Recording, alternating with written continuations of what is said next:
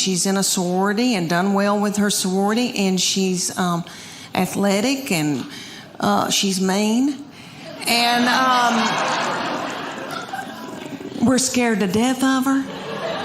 We walk on eggshells around her. She's not mean to other people or in public. She holds it in so that she can come home and like spew it out onto me. That's okay. That's God's way. But this is what I think happens. When she was a junior, her summer between her junior and senior year, I think that God allows this to happen. And you little girls, your babies aren't this old, just listen to me. All right, one day they'll just turn on you. And you'll think, who in the world is this? Who's coming down the steps in the morning? We don't know who this is. I think that God allows that because He knows that you're about to let your baby go off to college or whatever they're going to do, and He knows that you're grieving. So He makes them just as mean as He can so that you can let them go. And I believe that. That summer, the very breath that I breathed out of my nostrils made her so angry. We were not allowed to eat cereal in our own home because she couldn't stand to hear us chew.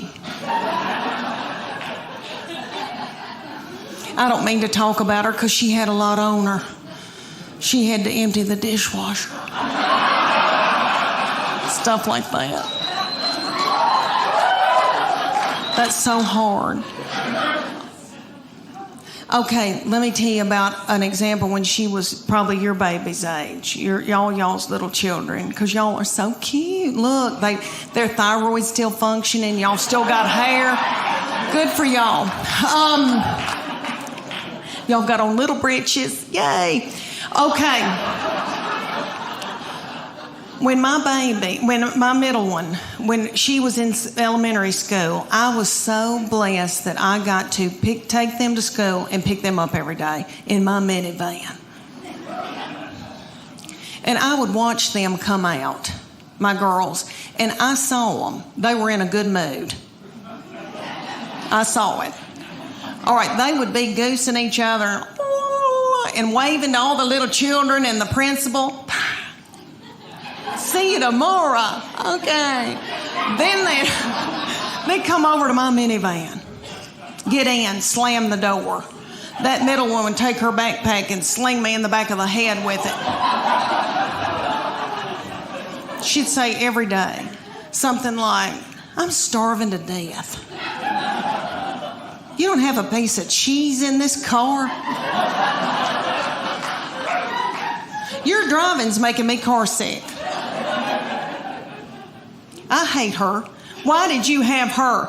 And the baby would be sitting over the back. She'd be going, Mom, Mom, Mom, Mom, Mom. And I'd say, what? And she'd go, Mom, Mom, Mom, Mom. I go, what? I'm listening. She could say some of the craziest things. She said to me one day, did Jesus ever have head lice? How do you answer that? I said, well, baby, I don't know. But if he did, I know he healed it.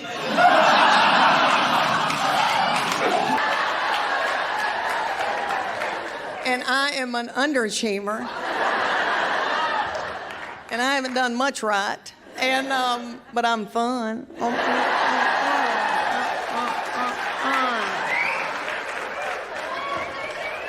He is very introverted, and there's nothing wrong with that. But I did not know how truly blank he was until all these children, 3 children, grew up and walked off and left me with him. He does not chat. He does not chat. And he's got a big job. He's got a big job, and he has to talk all day and be in meetings and on the phone. And, you know, men only have so many words they use in a day. That is science. My husband uses all his words up during the day at work and then comes home at night and stares into space. And I need people. I need people. I just stand in the kitchen and talk to myself. He works for a large manufactured housing company, the largest in the United States, and he's worked for them for over 25 years. And he's traveled with them Monday through Thursday or Tuesday through Friday, and that has worked for us. It really has. Me and these kids had a ball without him. He'd come on the weekends, come home and really put a kink in things, but... So during this old pandemic, he could not travel. I know, he had to make an office in our home. And he would come out every morning and give me this huge list of things that he thought I should be doing. Hard things. Hard things. Things like paint the hallway or something like that. And I said, excuse me, but I stay in my gown until the third hour of the Today Show.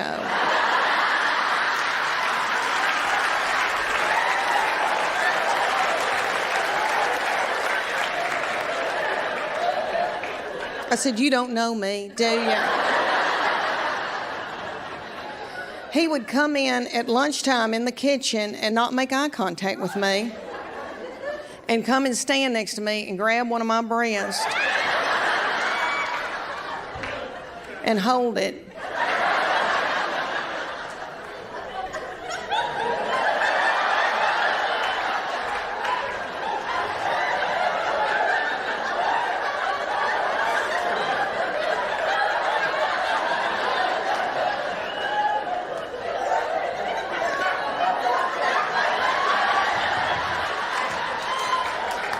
And he'd say, what's for lunch?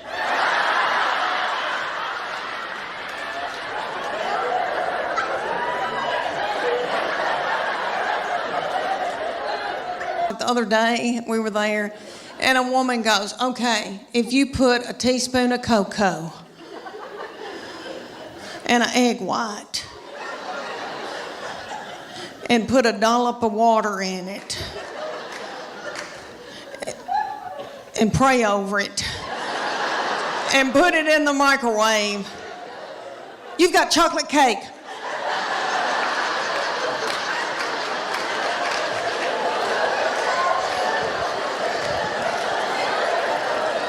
And we've all got our iPhone out and trying to film her. And then somebody will get up and they'll go, oh my gosh, y'all, there's fat-free chocolate mint ice cream, but you can only find it at the Harriman Walmart.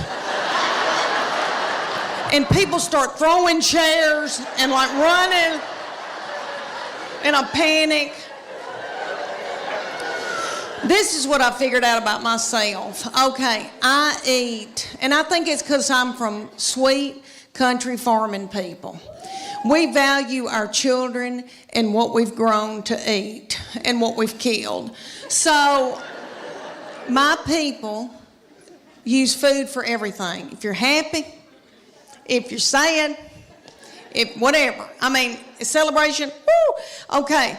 And I know I've done that, and I know that I eat emotionally, but I never wanted to ride around in a minivan on dope or alcohol with little children in the car. I didn't want to drink whiskey, so my kids would get to fighting, and my husband would say something hateful like, "What have you done all day?"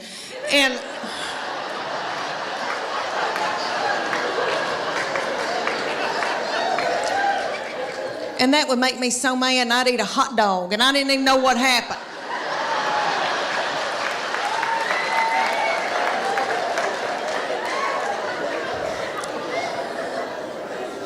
But Weight Watchers has a...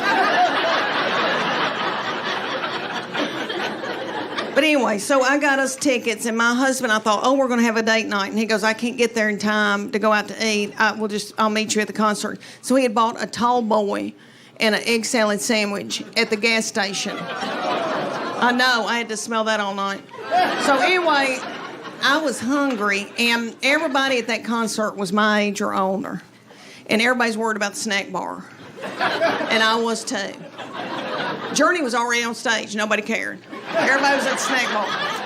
But anyway.